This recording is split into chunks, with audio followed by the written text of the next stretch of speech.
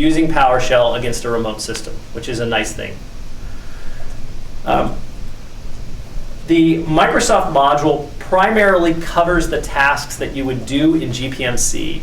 So when I talk about it as kind of it's sort of doing the meta tasks that GPMC allows you to do. Creating GPOs, deleting GPOs, linking GPOs, permissioning GPOs, and a very small smidgen of settings management, very small, in that they provided 2 sets of commandlets for getting and setting registry policy and registry GP preferences in the PowerShell commandlet.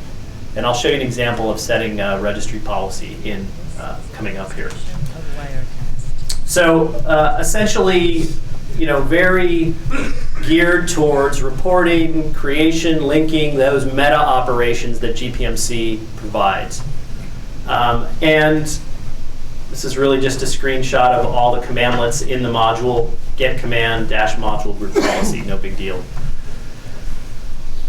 Some other options. So I mentioned that I have this GPMC commandlet. If you go out to the SDM software site, you can still download those. I'll show you some of the things that you can do in those that aren't in the Microsoft module, like getting and linking WMI filters, getting and setting security on containers, meaning OUs, like doing things like RSOP delegation and linking delegation, and then getting links by GPO or by SOM meaning OU, domain, site. And then I'm going to just briefly show you, we have, in the commercial products that I have, there's some PowerShell interfaces in them that are kind of interesting. Again, I don't want to make this about that, but just want to talk about the capabilities that are out there for managing group policy. I'll also mention that the Microsoft Script Center has a lot of good group policy with PowerShell examples out there. So if you go out to the Script Center and do a search on group policy, you'll find a lot of interesting examples. In fact, there was one out there. One of the key, I don't know if it's a common scenario, but it's certainly a scenario that comes up. One of the key things lacking in both my module and the Microsoft module is that you can't create a WMI filter from PowerShell. And somebody from Microsoft went out and wrote a script to do that, and I believe it's up on the Script Center. So that's a good resource. If you're not already hanging out there, it's a good resource for group policy related stuff as well. So, automating the life cycle, what's possible? It's possible to automate almost every phase of group policy management today. And when I talk about the life cycle, I mean things like creating GPOs, deleting GPOs, modifying some settings. Again, there's limited support for that in the box module. Permissioning the GPO, so security filtering, who can process the GPO. Linking to a container, so these are just the things you do when you're going to roll out a new GPO. You create the GPO, you put the settings in it, you permission it, maybe you do, maybe you don't, and then you link it. And reporting on it, so reporting on settings in the GPO. So just like you would go into GPMC and do a GPMC settings report and see all the settings, you can do that from PowerShell. And you can also perform RSOP, so you can do a GP result against a remote system using the PowerShell commandlet. So I'm going to take you through an example of doing this in essentially a one-liner. It's a little bit dramatic, but it kind of shows off the capabilities of what you can do with the Microsoft module. So we're going to create a new GPO. There's also a commandlet for removing GPOs. We're going to set GP registry value, which is an admin template setting. Now I'll explain how that works in a minute. It's not like what you see in GP Editor where you go in under admin templates, system, blah, blah, blah, path. It's putting the registry values that underlie that admin template into the policy, but it is supported that way. Setting the permissions on a GPO, so modify the security group, filtering, or delegation, and then linking the GPO to a container. So that's my one-liner. And what that's doing is creating a GPO called IE no health policy, setting a restrict help admin template setting, setting the permissions on the GPO. Let me see if I can use my pointer. Setting the permissions right here. Sorry for you guys down there, you're not seeing my pointer, but I'm going to go through this on the console, so you'll see it in a second. First, setting the permissions so I'm setting GP permissions. I'm removing authenticated users because I only want this to target to the marketing users group down here. So I'm removing with authenticated users first with set GP permissions, and then I'm adding marketing users with the GPO apply permission, and then I'm linking the GPO to the marketing OU. So that's my one-liner, and I'm going to go ahead and drop out here and show you what that looks like. What's the last piece? The new GP link? No, the dash order one. Dash order one. So as you probably know, on any given container, you can have multiple GPOs linked to it. This tells it to put it at the top of the list, so it has the highest priority. So if you keep executing this with random other stuff, the last executed will the last executed will always go to the top, so it'll just keep pushing down the last one that you did. Right. Okay, so let me go ahead and bring up so what I'm going to do here, this mouse thing is going to kill me. So what I'm going to do is I'm just going to bring up GPMC so you can see my little landscape here. I've got Active Directory running on an Azure VM, and let me just make sure I don't have any GPO called IE no help policy. Let me go ahead and delete that. Don't pay attention to the man behind the curtain. And then what I'm going to do is I'm going to grab this command, which is basically that command you just saw on the screen. I modified it for my domain that I've got here. And sorry, let me get back here. I'm going to make my command window a little bit bigger. And I'm going to go ahead and paste that in. And so now when I run this, what it's done is it's created my GPO. And this is actually returning the link that it created, the very last thing that it did.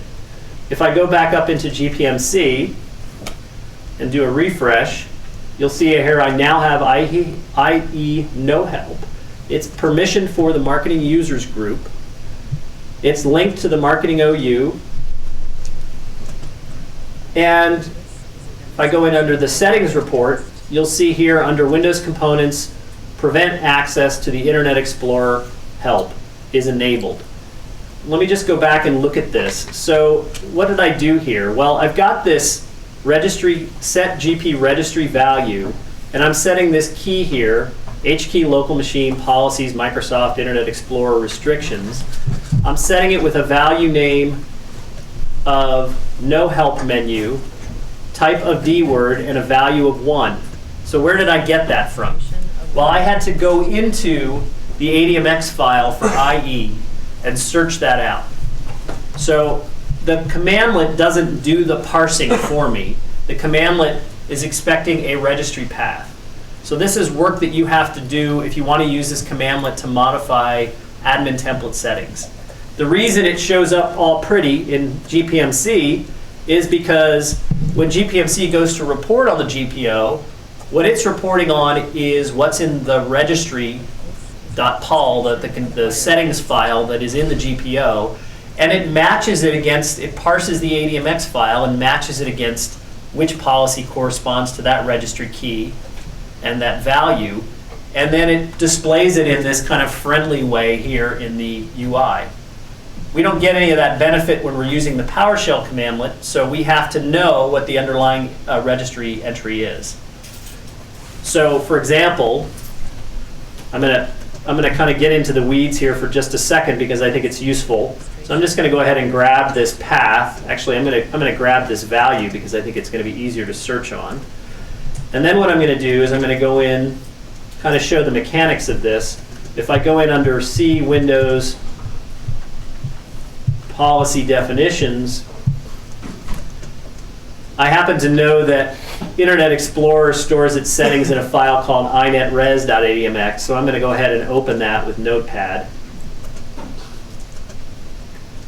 And then I'm going to search for no help menu. And there it is. So there's the policy that I just used, and you'll see here it's got the same key name in there as I had in my PowerShell command. So essentially, I've used the ADMX file to figure out what the setting is, and then I've reverse engineered it into the commandlet. Now, why is this useful? Why would you go to this work? Well, there's certain scenarios where automating the creation and modification of a GPO might be useful. Let's say you could be a managed service provider, or you might have multiple domains or multiple environments where you want to roll out the same set of settings to different user populations. You could literally script the creation and linking of these GPOs, just changing names like the OU that it's linked to or the domain that it's linked to, and do, at least from a registry settings perspective, a lot of work in PowerShell that would normally take clicking for days or hours at least in the UI, and then you're not even guaranteed that you did everything right. So this comes in handy if you need to automate changes to group policy in a reliable way, in a repeatable way across different environments. Okay. Any questions on that? So what we did is we essentially created this one-liner that did several different tasks at once that would normally take me, 10 minutes to walk through in the UI. I've basically done it after I created the one-liner. It took 5 seconds to run. Yeah, but how long did it take you to find that setting? How long did it take to find the setting? Good question. That is the question. But now remember, once I've found the settings that I'm interested in, if the scenario comes up, and this is why I call this the unholy alliance. There are not a ton of scenarios in group policy land unless you're an aggressive group policy user or a very large environment. We have a customer that has 10,000 GPOs. If you're in that kind of environment, then doing this, spending the little bit of time up front to find the setting, and you actually get good at finding settings in ADMX files when you know what to look for. But spending that time to find the setting, maybe it takes a minute to do that. But once you've done it, you can then blow it out across 20, 50, 100 GPOs. And that would have taken me, an hour, 2 hours, 3 hours, and maybe I would have fat-fingered a couple of them along the way. So I think that's where the power can come in.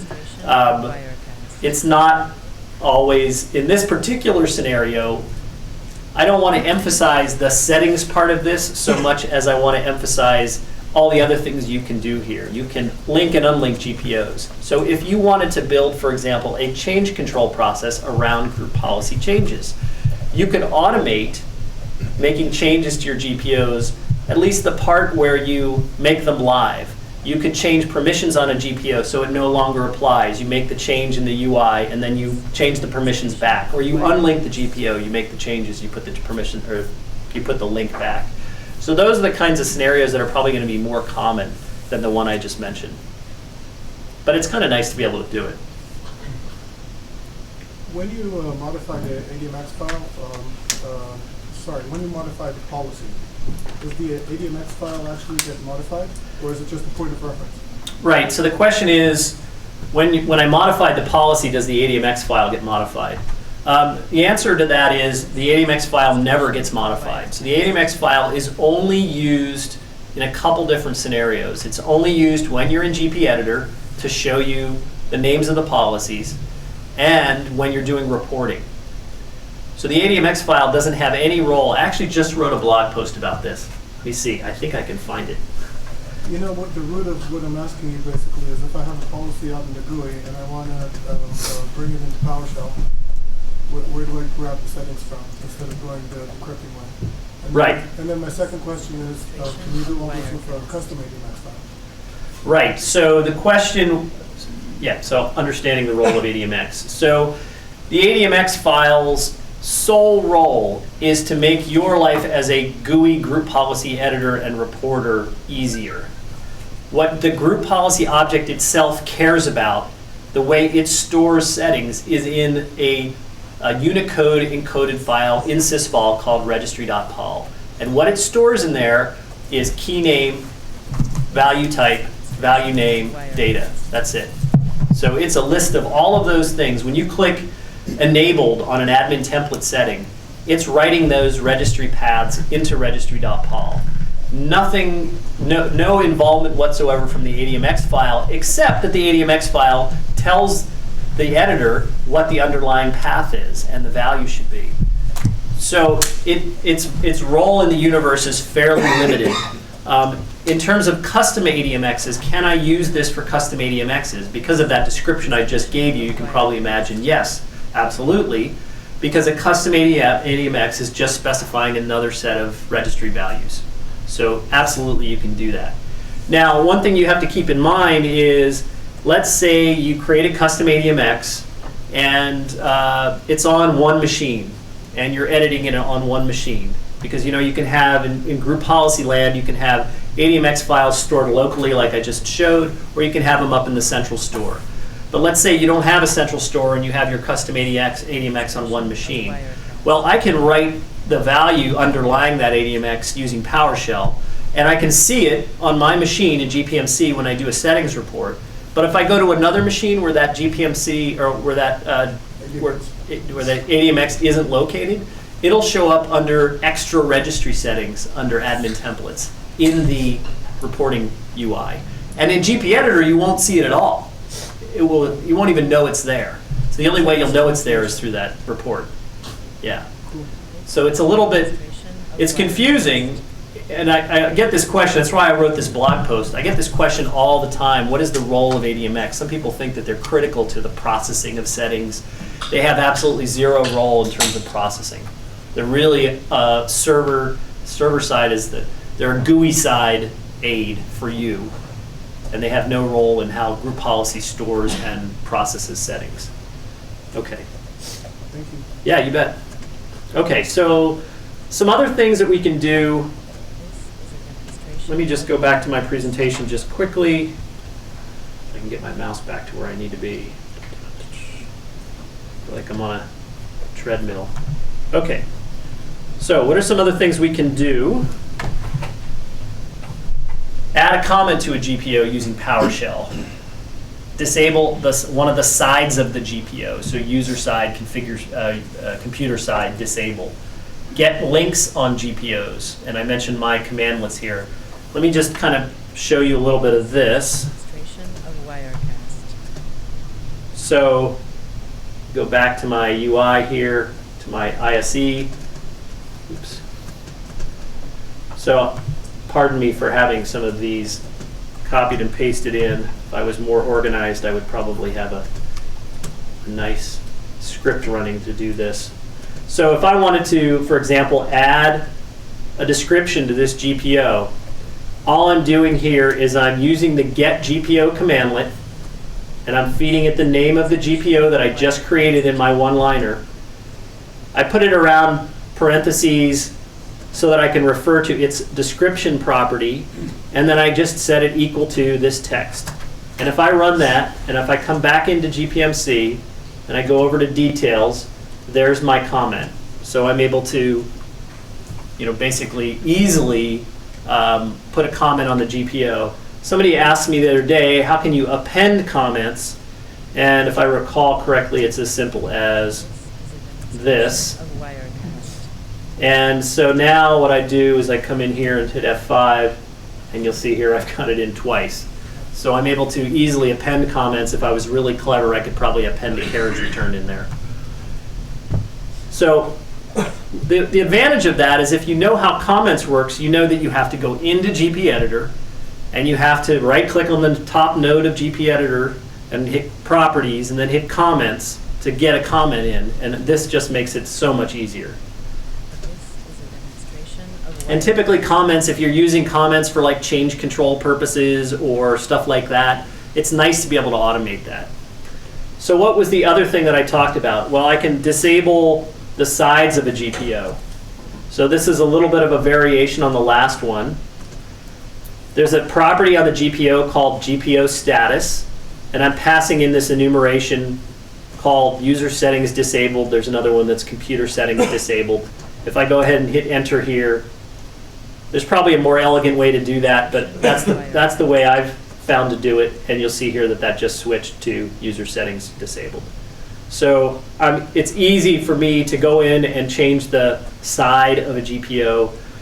One thing I didn't show, which I should probably show, is if I just do get GPO on no help policy like this, you'll see it returns a bunch of properties on the GPO. So I'm able to discover basics about a GPO pretty easily. Version information, the last time it was modified, if there's any WMI filter linked to it, the status of it, etc. So I'm able to really easily get to that data using get GPO. It's a handy commandlet for a lot of things. I can do get GPO all. Oops, sorry. I was getting confused with other syntax. And it returns all the GPOs in my domain. So really easy. Query where a GPO is linked. Can I query where a GPO is linked? A great segue. Let me get to this next question and then I'll answer that. Yes? So, I saw that dot description, you set the value, you don't set the value, it shows the value. Yeah. That's not a universal behavior of PowerShell. So, is there a way to find out which settings you can update or which you cannot? Yeah, so you're right. Not all properties are read-write. Some are read-only. Generally speaking, if, for example, I do this, and I'll probably prove myself wrong, but you'll see here that description has both a get and set property on it. So that tells me I can do something with it. Whereas creation time, not so much. So that's where I usually go. It doesn't always work that way because depending on how the commandlet was implemented, I've found inconsistencies in that being true. There's probably a more clever PowerShell way to figure that out for sure. I'm not that clever of a PowerShell guy. I'm more clever of a group policy guy. So my PowerShell friends online or in the room might be able to say, oh, you could just do this, that, and the other thing. But that's how I do it. Okay, any other questions? So to your, yeah, question. One more question. So if you're not an owner or not the creator of this GPO, you won't be able to modify it. Is there a way to list who's the owner, who's the creator, so that way you know you could request for permissions or you could find out who created it? You can. That the owner is listed here. Where am I? Oh, okay. Sorry. Fourth one down. Let me get back to, yeah, so this isn't very useful because what it does when it applies the owner, it applies the group the owner is in rather than the actual owner. What you can do is, let's see, get GP permission. This should get me, I think this is the right one, get GP permission, name, i.e. no help policy.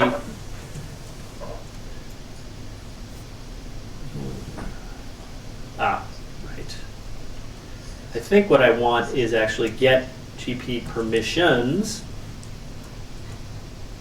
and i.e. no help policy. No. Target type or target name. Yeah, I think what this is looking for is the group, target type group, target type or target name. So it's asking me for a user group. So for example, if I give it authenticated users, does not have a security principal name. Okay, thank you very much. Let's try domain admins. Okay, and then it tells me that domain admins has this permission, GPO edit, delete, modify security, which happens to correspond, if I go up to this GPO, go over to delegation, to edit settings, delete, modify security. So it's not exactly giving you what you asked for, but it is, you can interrogate the GPO and find out what permissions are on the GPO. So let me go back to my screen. You had asked about getting links. The one downside to the Microsoft module, if there is any, is that it does not provide a get operation on GPO links. However, my module does. So this commandlet here, get SDM GP link, allows me to either search by GPO, and this tells me that the client's OU, the client's, let's see, this GPO is linked to the client's OU, and this is the DN. or the apps and the app servers OU, and this is the path. So this is an alternate way of getting that information. I can also, using this commandlet, ask it to give me all the links on a scope. So OU equals marketing, DC equals SDM lab, DC equals net, and it will show me all of the GPOs linked at that container. So there's two ways to run this to get the information. That if I do a get command on the module group policy, which is the Microsoft module, you'll see that you can remove a GP link and you can create a new GP link, but there is no get GP link. Is there, when you did the get policies, doesn't have the links anywhere in the properties? Does get GPO have the links in the properties? Yes. I don't believe it does, because that's not actually stored with the GPO. That's calculated when you do a report. So there is an indirect way to get it in a report, and I'll talk about reporting in a little bit. But not using this commandlet. So you first have to do a GPMC settings report, essentially, to get that information. So for example, let me just do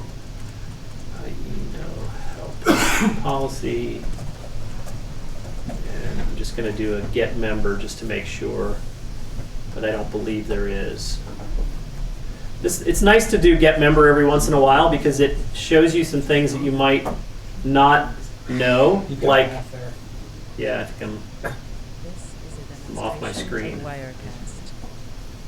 Come back. Sorry. Let's see. Oh, I hate when that happens. There I am. Okay. I can say get GPO. Let me do this. Let me say GPO equals get GPO, i.e. no help policy. Okay. And then I can say $GPO is ACL consistent. And this will actually interrogate the GPO and find out if the access control list is consistent across all the domain controllers that GPO lives in. So it's kind of a nice little, test that you can run to just make sure the GPO's access, the GPO is in sync from a permission perspective. And if it's not, there's a make ACL consistent method right here. Do you remember, you've probably seen this message in GPO when you click on a GPO and it pops up and it says, the permissions between AD and sysvol are inconsistent. Make them consistent. And that's what this is doing. Okay, so one quick thing I wanted to show you is one of the things that we've done, meaning my little company, is we have been able to write a PowerShell SDK into group policy. So what you see here is a little script that sets Windows Update options in admin templates. And what you're going to notice that's different from this, from the Microsoft one, is we are parsing the ADMX. So you enter in the path to computer configuration, admin templates, Windows components, Windows Update, configure automatic updates. You give it some syntax, and if I go ahead and run this,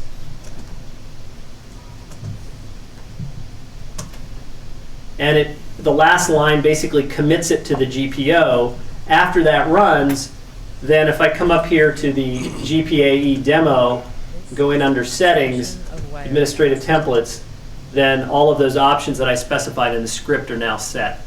So it's a little bit more flexible in terms of doing this. I wanted to point this out because this has been done. We actually built this back in 2006, and then we added GP preferences support in 2000, whenever that came out. And in fact, this is kind of a neat one that I like to run. So this is a demo of doing pushing a bunch of GP preferences drive mappings into a GPO. So if you use GP preferences, we have customers that we deal with have like 1,000 printer mappings using GP preferences, or 1,000 drive mappings, or whatever the craziness that they come up with. What you can do is, I can basically write a little CSV file that has the share path, the drive letter, and the user group that I want to target to the drive mapping. And using PowerShell and the automation engine, what I could do is then write a script that iterates through that CSV file, creates the drive mapping, creates the security group item level targeting, and then if I paste that in here and run that, oh, I forgot one closing bracket here, I think. Yep, that's not good. So let me try it one more time. You know, when you highlight something in the ISE, there's a button in the toolbar that says Run Selection. Yes, I know. I'm going to try that. To copy and paste. Thank you. That's a really good feature, and I forgot all about it. Okay, so that just ran. So if I go back into GPMC and do an update, let me see, what did I do?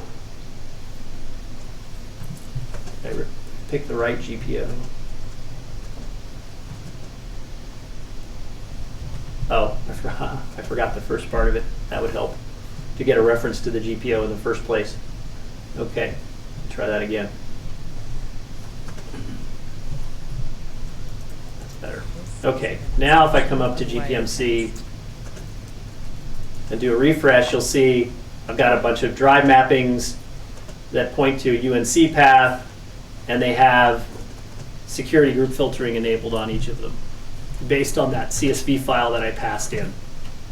So this to me is kind of the ultimate example of automating GP changes, is that at least it's sexy in that, you know, we're doing a lot of work here that would normally take quite a few mouse clicks and be very error prone, and we're doing it in a script that's being driven by a CSV file that's fairly simple to create in a matter of, you know, I don't know, 10 seconds or whatever. So I think this is where the power of automation in group policy can be really compelling if you're in environments where you need to do a fair bit of changing. We had one telecom customer that needed to, they were using restricted groups policy very extensively across their domain, and they needed to change group references. They had group names or groups that went away, and they needed to remove those from the restricted groups policy across, like, I don't know, several thousand GPOs, and reapply a new group. And so they used this mechanism to do that because it would have been just painful to do it manually and probably error prone as well. So, I mean, this is kind of the power of PowerShell. You don't normally think about it in terms of group policy, but if you're in that kind of an environment where you're using group policy pretty heavily, it can really come in handy. Okay, let me get back to my presentation. Any questions on any of that? Okay, cool. So, I'm probably beyond these slides at this point. A little bit more on registry policy. So I mentioned, or I used GP registry value, get, set, or remove are in there. GP pref registry value lets you get, set, and remove GP preferences registry. So you know that under GP preferences, there's a registry area where you can make free-form registry entries in policy. This is writing to that section. So this commandlet that Microsoft provides writes to that section. It doesn't support item level targeting, and you do, again, you do need to know for the one that I talked about earlier, it doesn't parse ADMX, so you do need to know where you're writing to. But both of these commandlets can be useful in a pinch to just get a setting into a GPO. Of Wirecast. And again, it doesn't support item level targeting. And I talked about that. So let me go on to reporting. So there's a commandlet that comes with the Microsoft module that does basically the same as, let me get down to my console again. Oh, I see. Demonstration of Wirecast. Basically the same as if I were to run one of these reports right here. So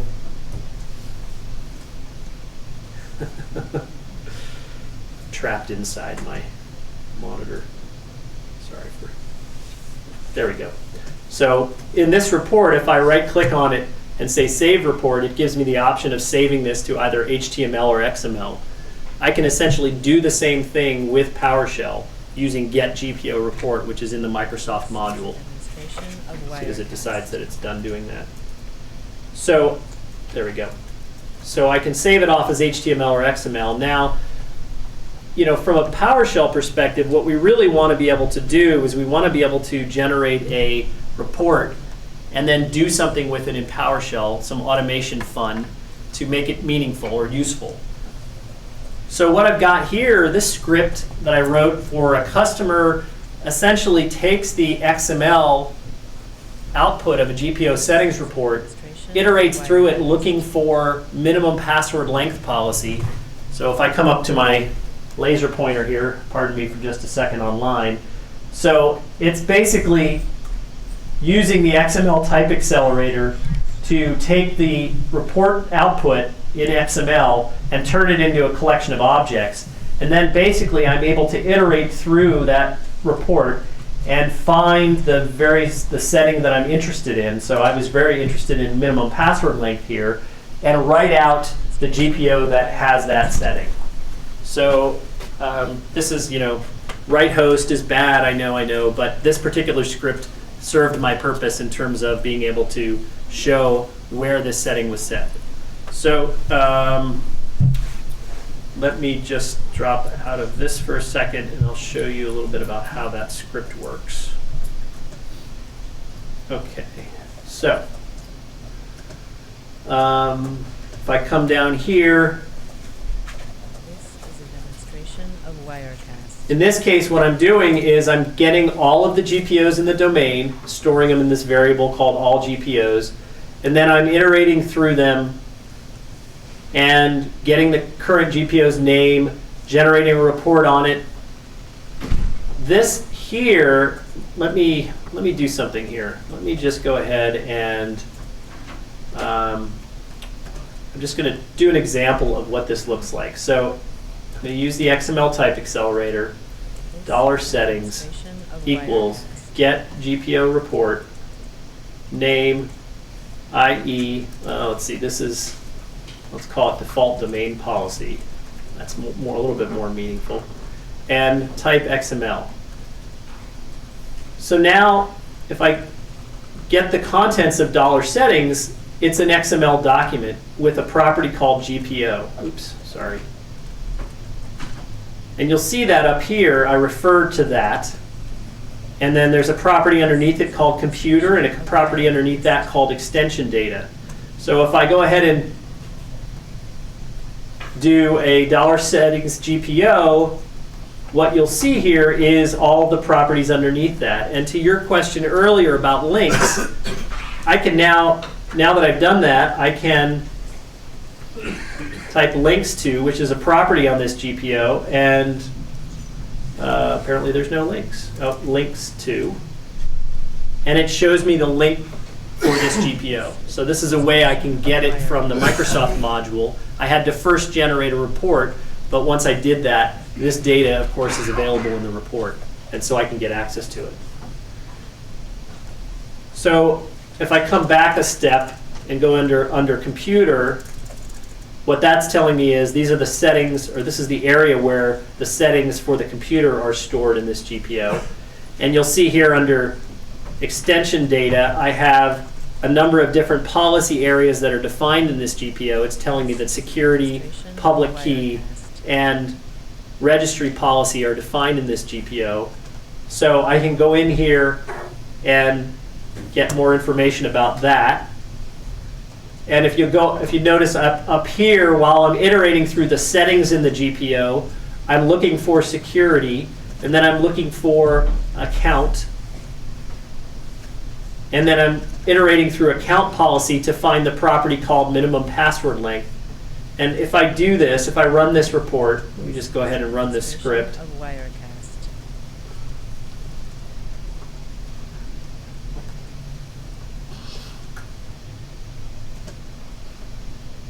You'll see here that what I echoed out is the copy of default domain policy has a minimum password length of 8, and default policy has a minimum password length of 7. So essentially what I've done is just output what I was looking for across all of the GPOs in my domain. If there had been 1,000 GPOs and I didn't know where this particular policy area was implemented, I could have found it relatively easily if I knew the path in the XML. So my point in showing this is it is possible to traverse the reports using XML more easily than if you were doing it via HTML. And you can use that information to get settings data, links, metadata on the GPO.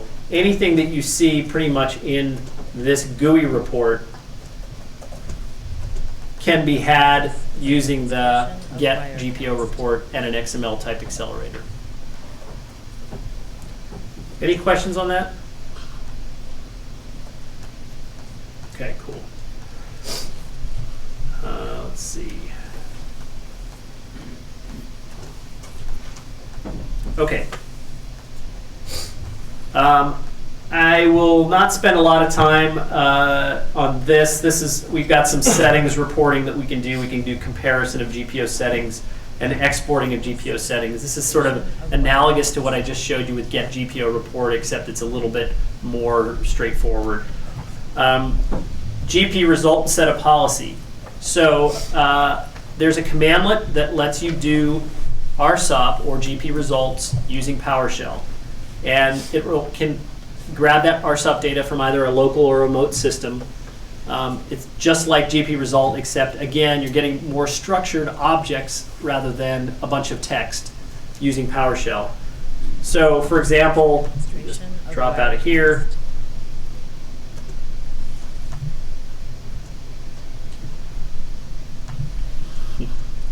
Okay, if I come back in here. Okay, so this one's a little bit different than the settings report. For whatever reason, the way this commandlet get GP result and set a policy was written, it doesn't allow me to output the XML to a stream and therefore redirect it to a variable like I did with the settings report. I have to first output it to a file, which is what I'm doing here. And then I can grab that file and put it into XML, and then I can essentially iterate on it. And in fact, I don't even need this raw parameter here, so that can go away. But let me go ahead and do this. So what I'm doing is I have a computer, a remote computer called DSC target. I'm telling it to use an XML output type to this path.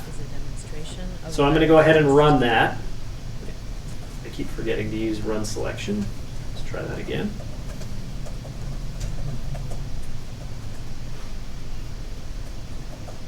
And with RSOP, what it's doing is it's going out to that remote computer over WMI and getting data about what happened during the last policy processing cycle. So it's actually touching that remote computer. It returns this information to just tell me that it did it. It's telling me that I'm logged onto that remote computer. So it's gotten logging user data for me for my group policy settings on that remote computer. Now, if I were to go in, we just go to the folder where that RSOP file is. You'll see here that it's just a bunch of XML that is returning the information about what policies were processed and what settings were processed. So just like with the settings report, because I've stored it to this variable called DSC target results, if I go ahead and type that out and go to RSOP property, you'll see here now I've got some interesting information. If I go into computer results, then it shows me some more information about where my machine exists in the OU structure, the site that I'm in. Search SOM means those are the OUs and domains and containers that I searched. The security groups that the computer was a member of. So if I, let's see if I can do this, whether a slow link was detected, extension status, the GPOs that were processed, and the extension names that I generated. It also shows me event details. So let me just go into that for just a second because I think that's kind of interesting. I actually haven't gone into that one before, so I want to see what it returns for me. This is a demonstration of Let's Wirecast. see, target results, RSOP, computer results, event details, and single pass event details. Let me see what that.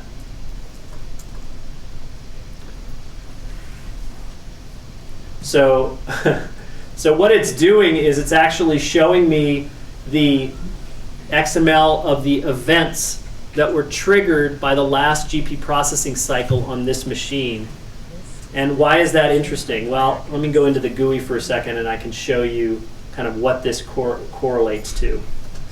So if I were to run group policy results, and I don't think this one's valid, so I'm going to go ahead and run the one that I just ran. So this is what I did using PowerShell just now. So I'm going to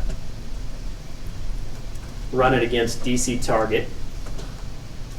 And I'm going to tell it to ignore my user and just run against the computer. If I come here under policy events, what it shows me is the remote event log on that computer with the policy events related to group policy. So what the PowerShell commandlet is doing is it's giving me the raw XML of the events that I just saw on that last screen.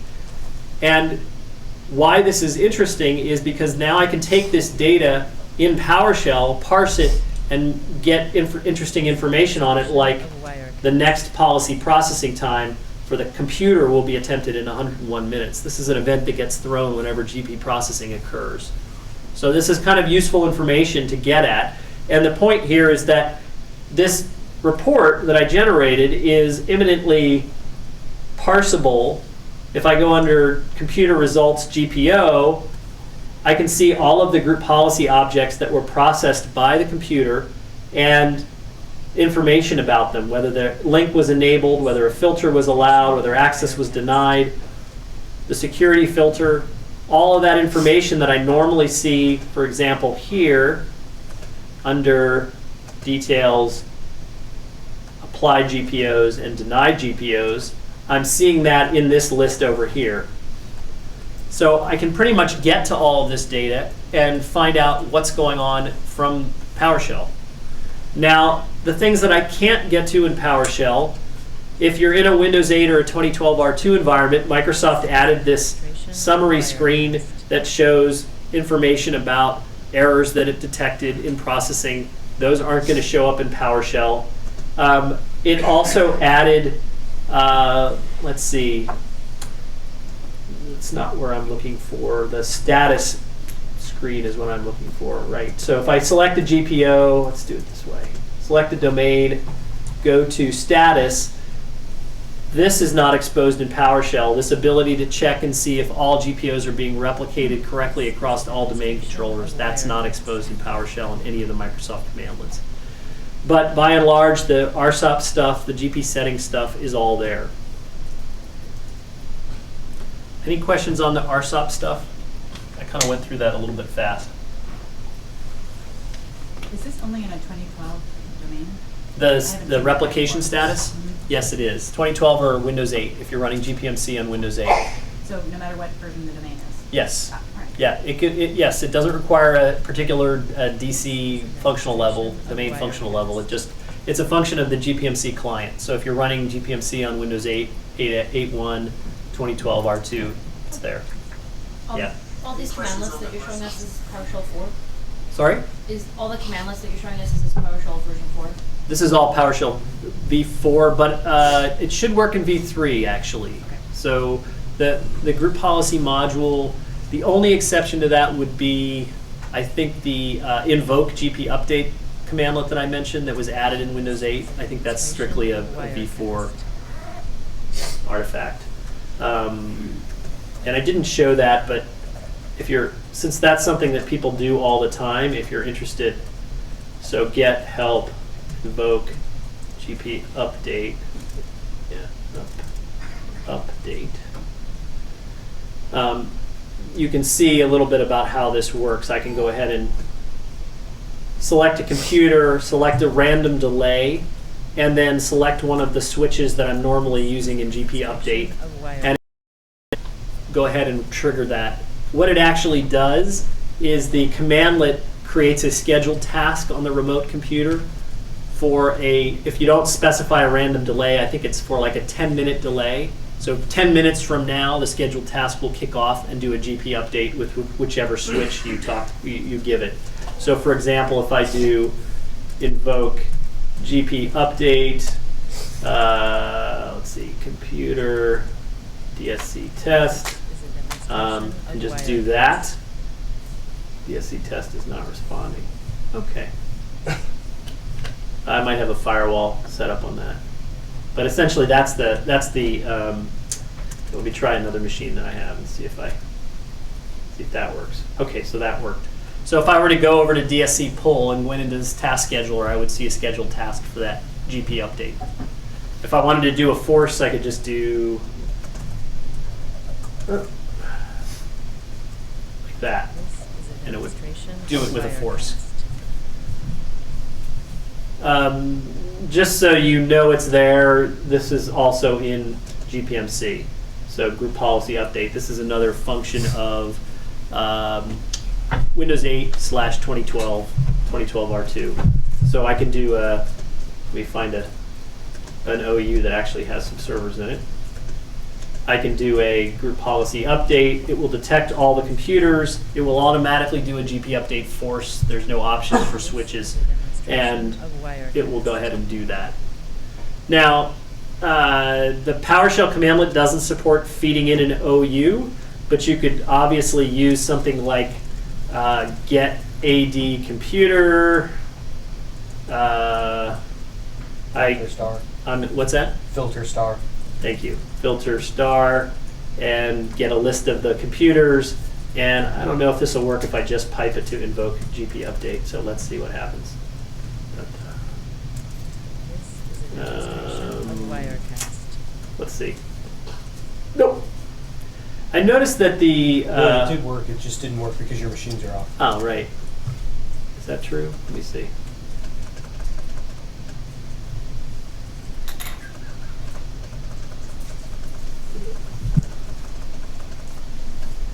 At least one of them should have worked. So I'm not entirely sure now that I look at it. This machine should have worked, and it didn't. So, This is a yeah. demonstration of wire It might cast. take some extra. I've noticed that the group policy commandlets don't universally behave well on the pipeline. So Select dash object name and then pipe it. what's that? Select dash object and then Yeah. name and then pipe. That's probably right. Something like this. Select name, pipe, invoke, GP update. Oh, all right. I'm going to have to spend some time with that one. You know, what I've done before, because I tend to be a hack when it comes to this stuff, is I'll get the list of computers, store it in a variable, and for each through it. For each everything. Yeah, it just works. You know, and I admit, you know, I don't spend enough time with PowerShell. I love PowerShell. I don't spend enough time with it to be like I'm on the PowerShell MVP mailing list, because I like to watch really smart PowerShell people talk about cool stuff. And, you know, sometimes my head spins when I'm reading the threads. But in any case, it is possible to do that with the right collection of commandlets and for each loops. And you could, you know, do basically what the GUI does to feed it the list of OUs. I'm going to have to get that working so I can actually look like I know what I'm talking about. Okay. Let me go back to my presentation. Okay. I wanted to show this. This is like a sample of something that's going to be available soon. It's an abomination. We are implementing a free MMC/client-side extension to be able to deliver desired state configuration documents via group policy. I have no idea if anyone cares about this, but we've developed it and are going to put it out there. So this is kind of This is the sort of intersection of unholiness where desired state configuration and group policy meet. So you'll be able to use group policy essentially as a targeting and delivery vehicle for desired state configuration documents. And it's very basic in the first release. We'll support one document for a given target. You'll be able to put in some custom resources if you have them. And after we're done with that, we'll see where it goes. But I did want to mention that if you go out to our site by the time Ignite happens, if you go out to our site and you're interested in playing around with this, it'll be out on the freeware page. And I think that might be it. Just a little bit about us. This is what we do. And thank you. Appreciate it. Question?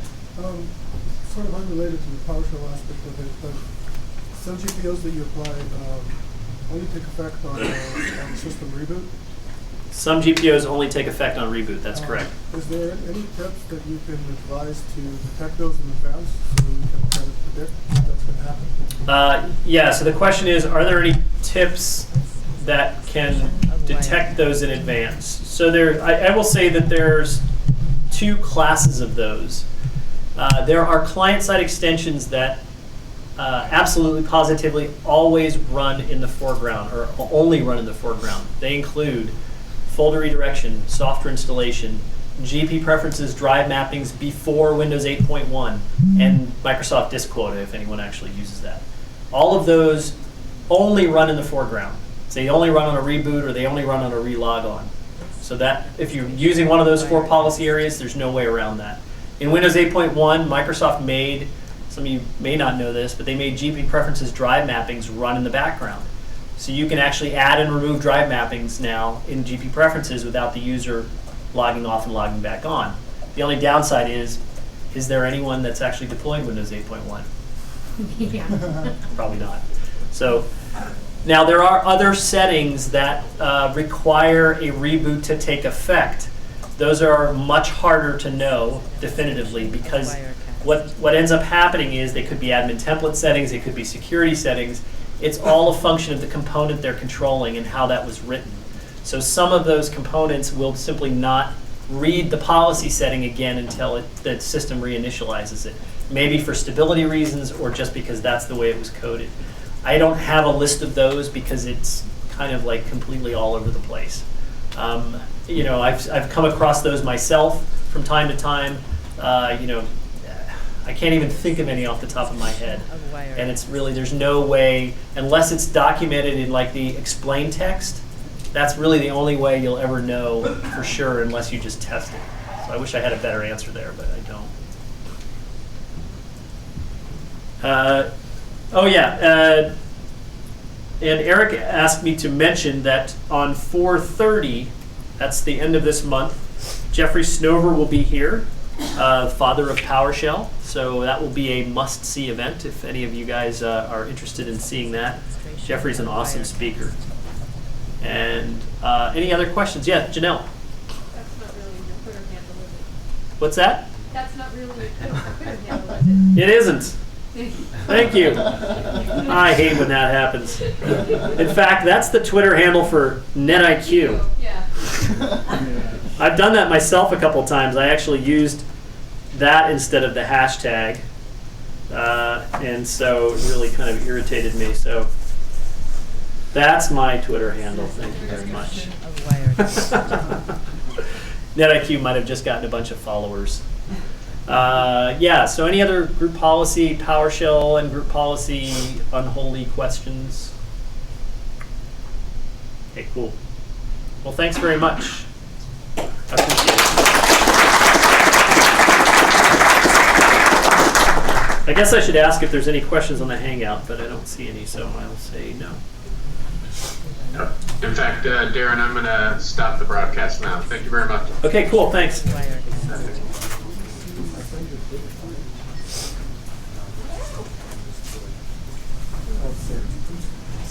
Very good. All right, Darren, I'm going to hang up. Thanks a bunch, man. Thanks, Eric. Take care. Thanks, Darren. You bet. How you been?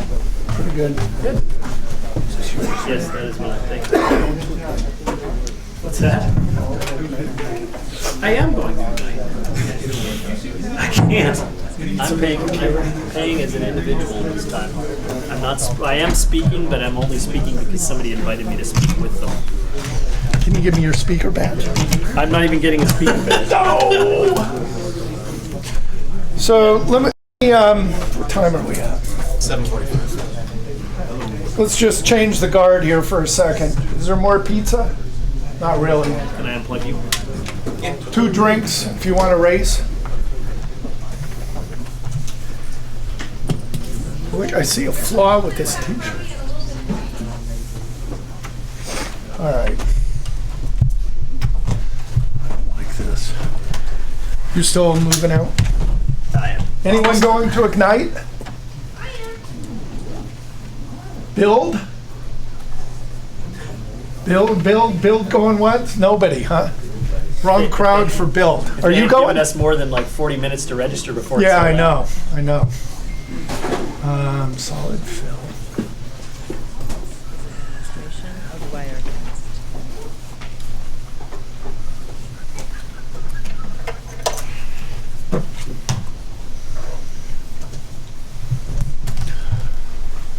All right. Janelle, you don't have anything, do you? We have my department is putting on a after build, but it's really the first pivot after hours at build event for anybody who is interested in build announcements and some stuff around .NET and what's coming out of build without actually attending build. There is a community party that we're doing on the night of the 29th.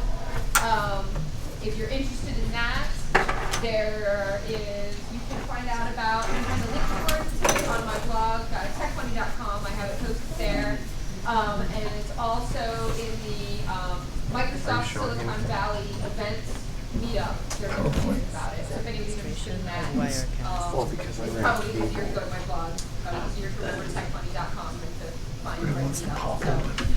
So there's a link there for that. But it's a community event. You don't have to have a bill ticket to come to that event, and you'll get to hear a good chunk of what's happening in building. That's my only announcement. Yeah. Oh, Doug? Yes. Are you changing the meeting date because of Ignite?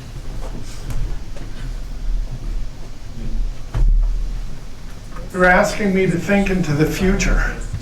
Yes, because I can tell you right now, the week before, the room's probably booked. Matter of fact, I know the room's booked because we're using it for the So are all the rooms booked? Or are these the rooms? These are the only rooms we have for this meeting. Okay. And I haven't looked around. Is Sam here? Sam's not here, is he? From CCS? Okay. Okay. So let me ask you this. Last year, we had Nathan Ide come down. He was presenting at RSA conference.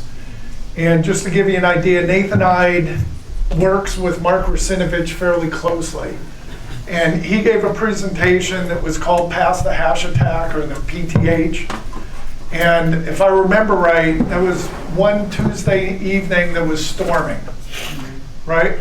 Pouring rain, so I think most people didn't show up.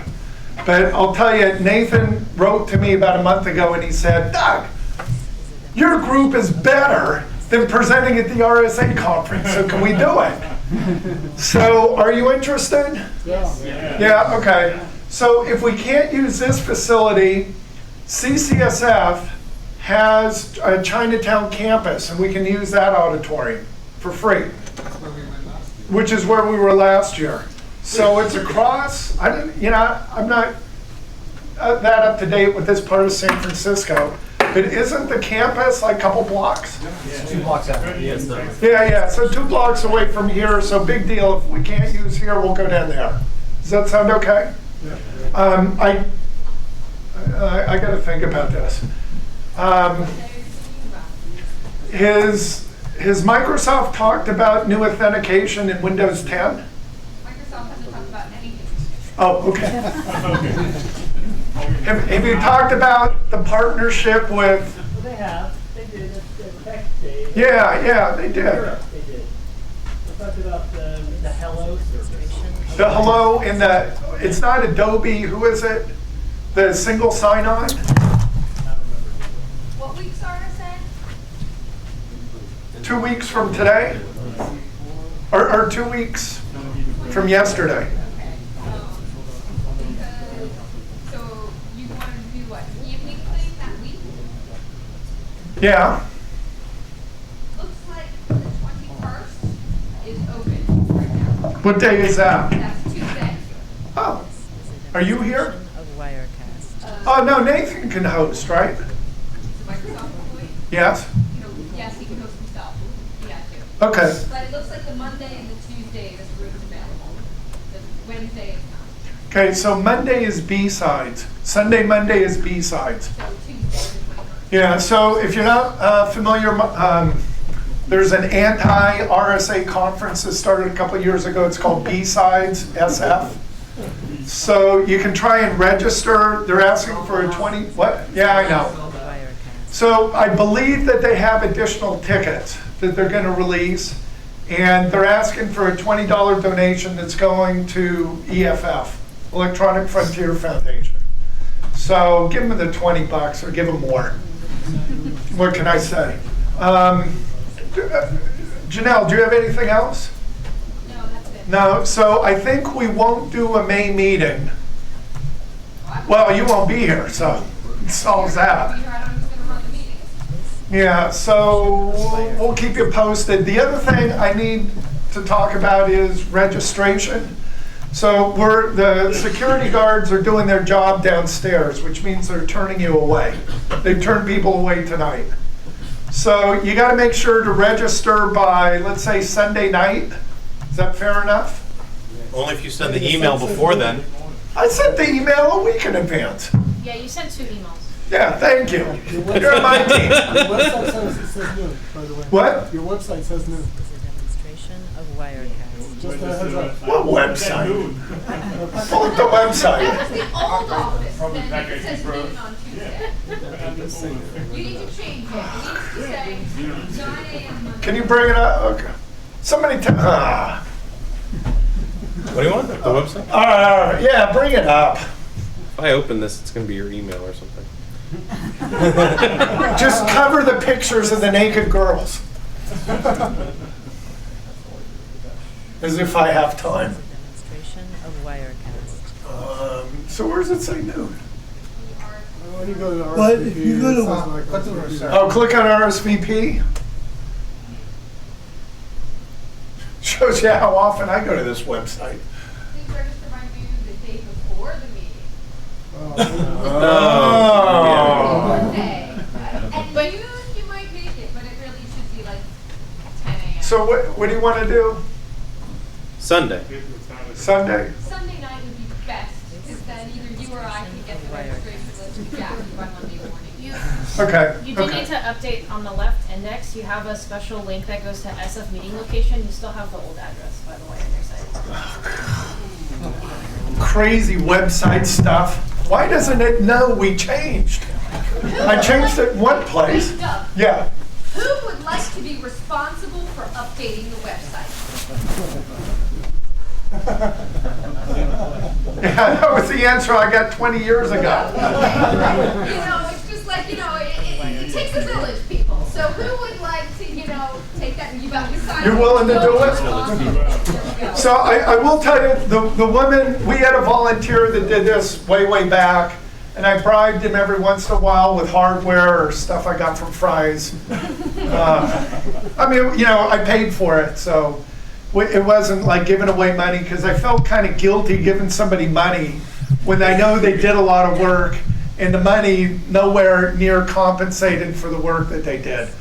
So I felt hardware was kind of a better gesture. That's my mind. And then we got, things started to get a little bit more sophisticated. So we have a woman by the name of Cami who's been doing the website, and she runs a company out of Sacramento. We're up in that area. What's below Sacramento? Elk Grove, I think is where she is. It's called Why Not Web, W-N-O-T, no, Y, what am I thinking? Y-N-O-T Web. So she's been doing it, but her mother just passed away.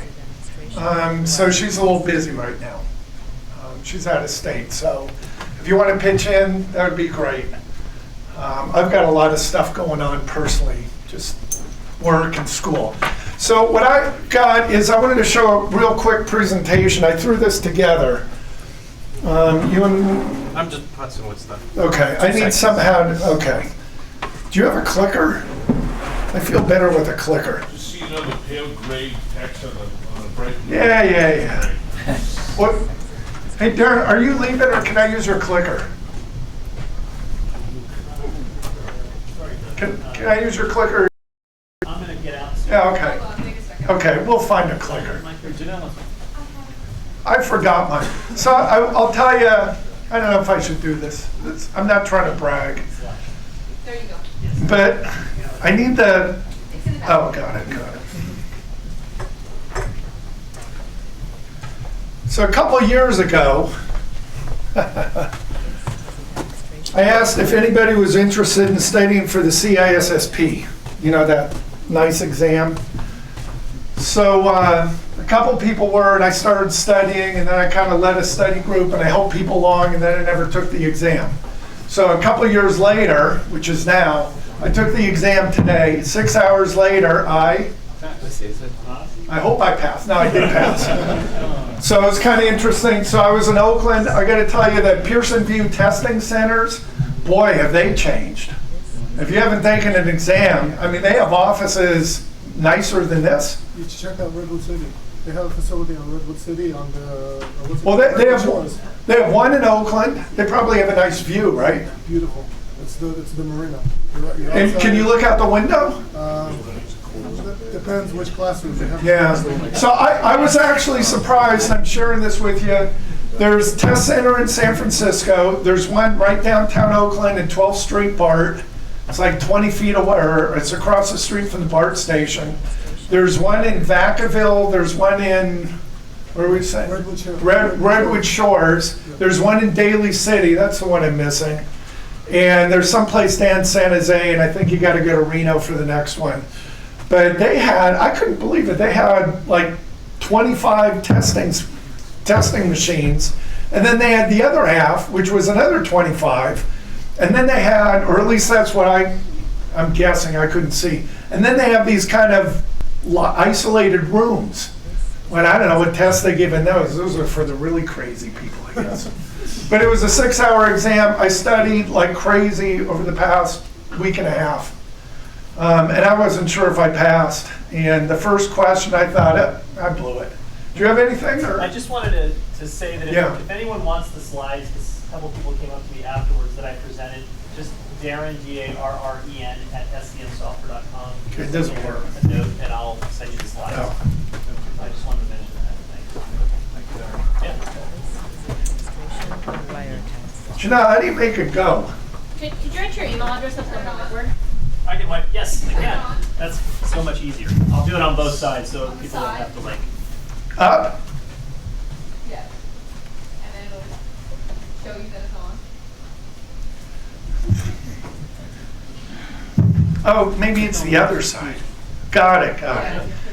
And it vibrates. It does. And it's got a filter. It's very handy. Why does it vibrate? It's always in the gutter. Can you read that? So, Darren, do you have anything else? Sorry. I don't. Sorry, I didn't want to read about that. No, that's okay. That's okay. Why does it vibrate? Don't ask.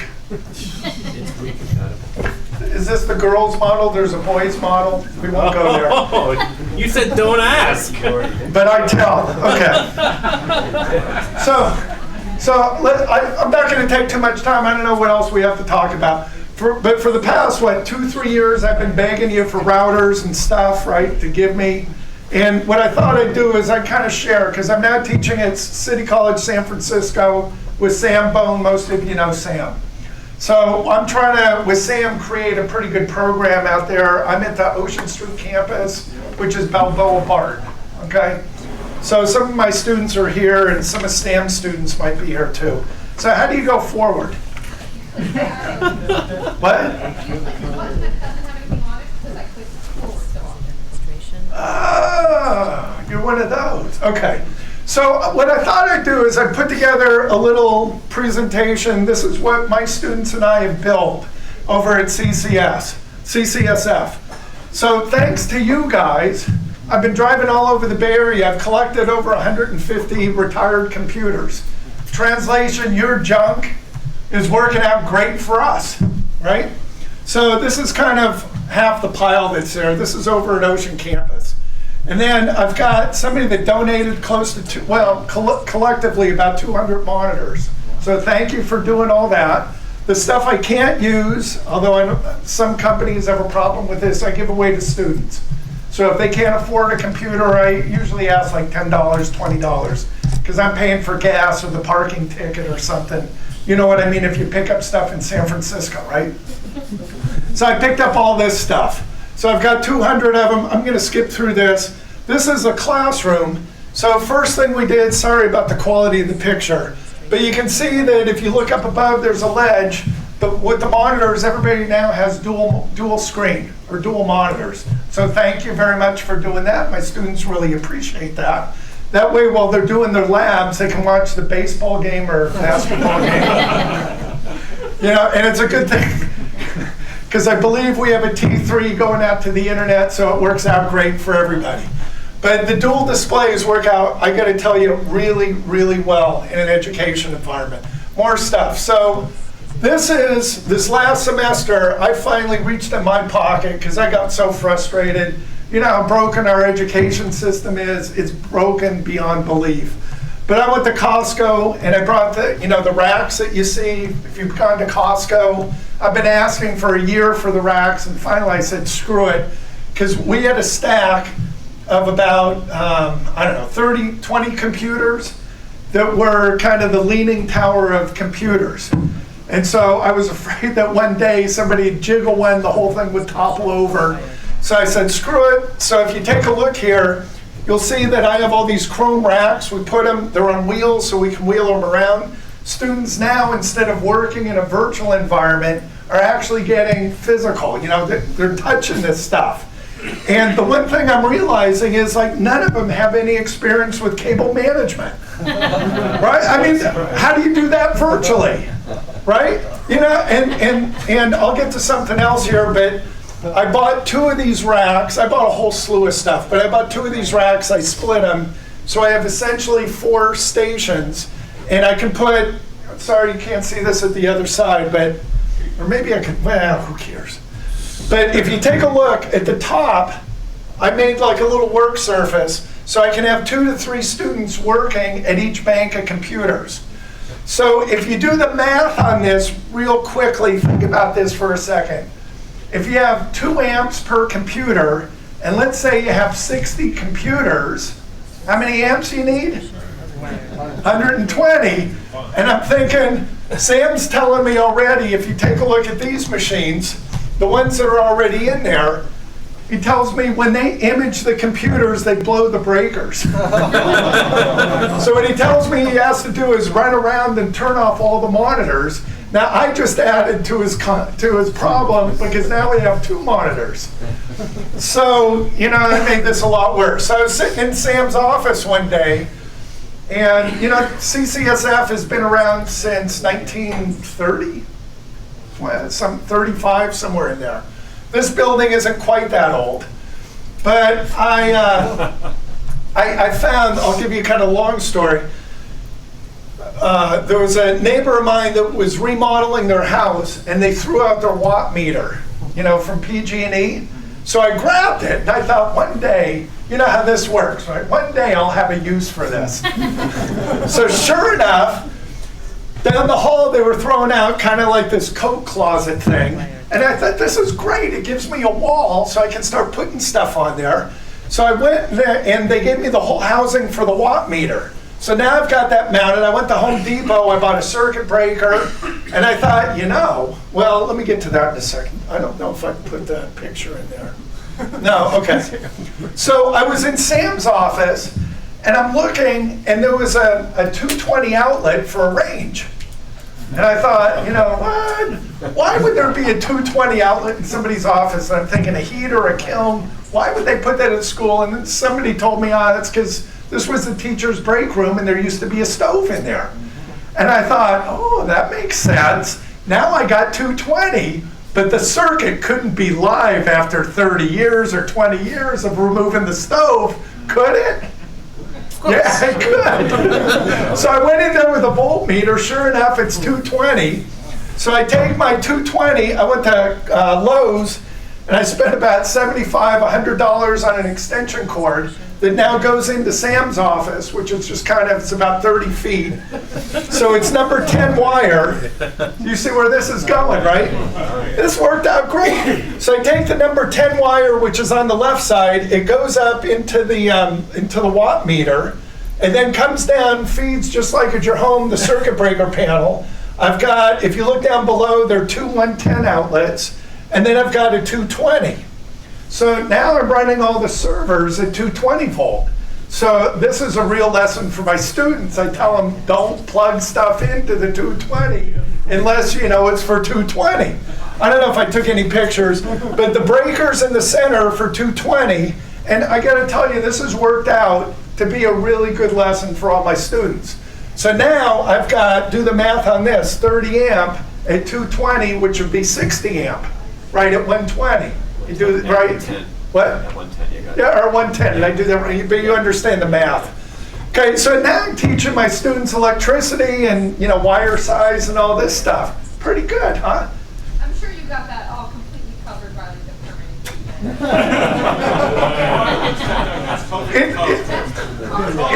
It's temporary. It's right behind the work order for the guys at the facilities to turn the breaker off for the 220 when the stove got removed. And the monitor right in front, that means there's a clear path right up to that breaker. Oh, yeah. It's an extension cord. Let me continue.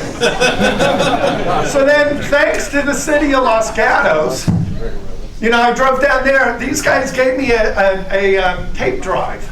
You know, but it's a changer, so it's a 16 tape drive. And I hope nobody's here from the city of Los Gatos because they gave me 6 tapes. So I'm curious to see what's on them. Oh, we shouldn't talk about that.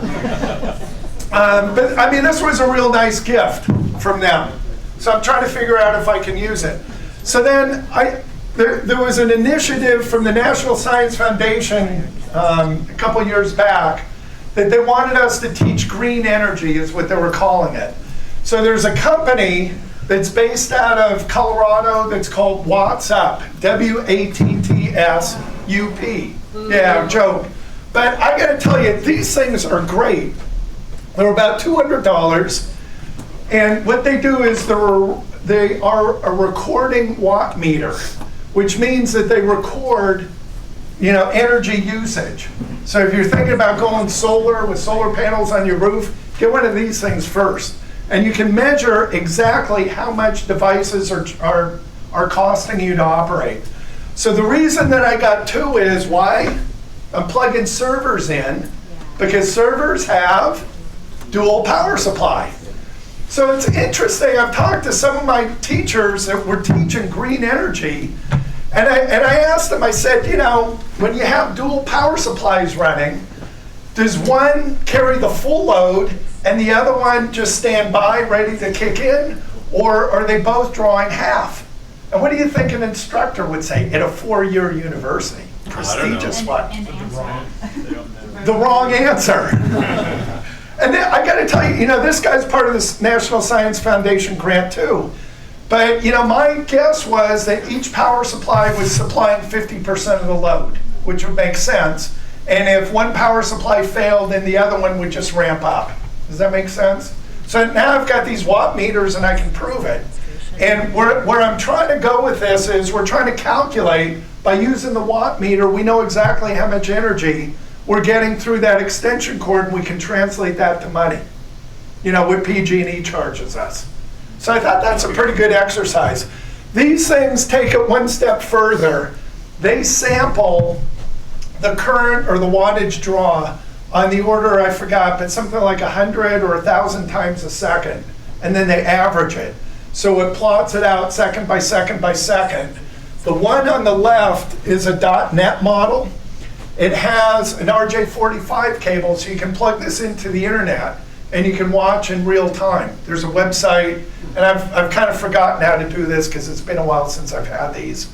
The one on the right has a USB port, so does the .NET one. You can download, you dump into Excel, and then you can plot this stuff. You can see energy usage over time. So pretty nice, huh? Let me see if I put anything else in here. No. So the reason I'm sharing this with you is to show you that where your donations are going and how you're helping me out, and Sam out, and CCSF. And you got any stuff? No, I'm always looking for more stuff because I don't know where this goes. And I'm sure if you started out with in your tech career, the best place to learn this stuff is by doing, right? Jeremy, what do you got? 25 computers in your garage you want me to pick up? I got 15 computers, I got servers, I got stuff. What, I guess I didn't put in. Oh. So the other thing I've got in here are racks, and I'm looking for a couple more server racks. And I'm looking for either Dell or HP. I can be picky now. But I've got some rack-mounted servers in here. And if you take a look in the lower right-hand corner, I've got 2 HP servers. One enclosure? Maybe. I'm also running out of real estate. You saw them. I mean, No, I know. We'll talk. There are wheels. So I'm looking for networking gear, routers, switches, hubs, specifically gig. I'm looking for switches that are gig. I'm requesting. Oh, you're not asking for 10 gig. Oh, okay. I just got an invitation to go to the Ethernet conference, and they're talking about 500 gig Ethernet. No. Have you heard that? They're going faster than that. Really? Yeah, I was looking, it was like, wait a minute, how many zeros are there? Because we went to 10 gig, there are 100 gig, 200 gig, 400 gig. Is there 600? I think they're even double that, actually. Okay, I can't do the math in my head. Anyway. You want to be 2 Cisco router? You're junk. It isn't even that old. No, listen. Your stuff will wind up in a landfill, right? Or go back. What? I got to tell you this before we do this. Have you seen the Vice video? If you watch Vice, it's on YouTube, of where our stuff is going, the world's supply of recyclables. Yeah. So it's going to Ghana, and it's going to a dump site where all the kids take it, they light it on fire, they burn it to burn away all the plastic. That's our, $25 recycling fee for all the monitors. So we're keeping America clean. But it turns out Australia, Europe is all sending the same stuff all to Ghana. They burn it and the kids get maybe $1 or $2 for the copper wire. And cancer. Oh yeah. That's a little free gift. Yeah, a little bonus, right? So I think somebody told me there's a company in South San Francisco, Green Recyclers. So not only do you pay your $25 when you buy the monitor, but you can pay them $35 to recycle it, which they're already supposed to be doing, and I'm not making fun of them, but you pay an additional fee and they guarantee not to send it to Ghana. Or you sell it online. Or you sell it online and then it goes to Ghana. Or they sell it in a developing country where they'll actually use it. Buy an i7, a new machine. Look, I got to tell you, it's really sad. I will tell you, go out and look Vice Video, Ghana, or internet scamming in Ghana. So I don't know what it's called. But you'll see where they're the dump site. And actually, one of my professors, fellow colleagues, took a sabbatical and went to Africa, and she went out of her way to go there. And she said, yep, I've been there. That's exactly what they're doing. They have cargo containers just coming in by the boatload. And they just come along, they hook up, they dump it into this big open pit. I don't know how big it is, but you look at the picture and it's just all the plastic and all the crud that, we're recycling. And I guess we are, roundabout way. Anyway, that's what I wanted to share with you and just say thank you for everybody that's donated stuff, from your little home router, Linksys stuff, all the way up to these computers, tape drives.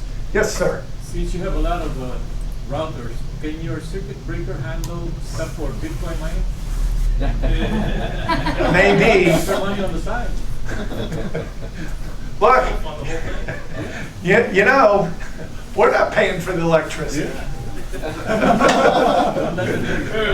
We're paying you electricity. Yeah, you weren't paying, the taxpayers are. You got Anyway, a 220 that's run what. out to your Tesla too, what? don't you? What? You got a 220 run out to your Tesla too, don't you? It's out Sam's window and into the parking lot. You know, I should share, I went to, part of this green energy stuff, I got sent to some workshops on solar panels. And I should show you some of the presentation. I won't do this tonight. But if you remind me, it's interesting because Foothill College, and my statistics might be off a little bit, but they put solar panels, as did DVC, over the entire parking lot. And they have something like 10,000 parking places that are covered. And I might be off on the numbers. I've forgotten. But the interesting fact was that they have, I think, 4 parking places for electric vehicles. And they said if one car comes in that needs a full charge, no problem. 2 cars come in, we have no problem. 3 cars come in, then we have to buy our electricity from PG&E. So out of the 10,000 parking places that are covered, it's 5,000 solar, panels covering 5,000 parking places. If I remember right, charges 1 car. Which normally would pay for the power for the school. Sorry, which is normally paying for the cost. Yeah, it's something on that order. So that's why, I kind of got interested in the watt meter and these watts up. And by the way, I didn't put a picture of this. If you go online to eBay, you'll find that they're, out of China, and I've ordered a couple of these, they haven't come in yet. But they have these, they don't have recording, but they have 4 LED panel displays. One of them shows amperage, one shows voltage, one shows kilowatts, one shows kilowatt hours. And so I've got a couple of those coming in, I'll show you, and that way you can see in real time what the current or what the wattage usage is, and then you can calculate. It doesn't have any way of dumping to a spreadsheet or any way where you can look at it online, but they're $10. Versus these are around 200. What was your answer on the dual power supplies? So the dual power supply it's 50% coming from each one, which is what you would expect, right? Keep warm. Well, yeah. So I mean, if you think about it, if you had to go from 0 to 60, right, versus it kind of from an engineering point doesn't make sense. All right, that's all I have for tonight. Thanks for your time. I hope you enjoyed tonight's meeting, and look for your email. We'll tell you about Pass the Hash and whatever else we're doing. You're welcome. You done? I guess so, huh? Word on the street if you got a link to that presentation you did get somewhere, right? So... You go anybody? Oh, yeah, no worries. Hold on just a second. No. Why, do you? No. Oh. Yeah.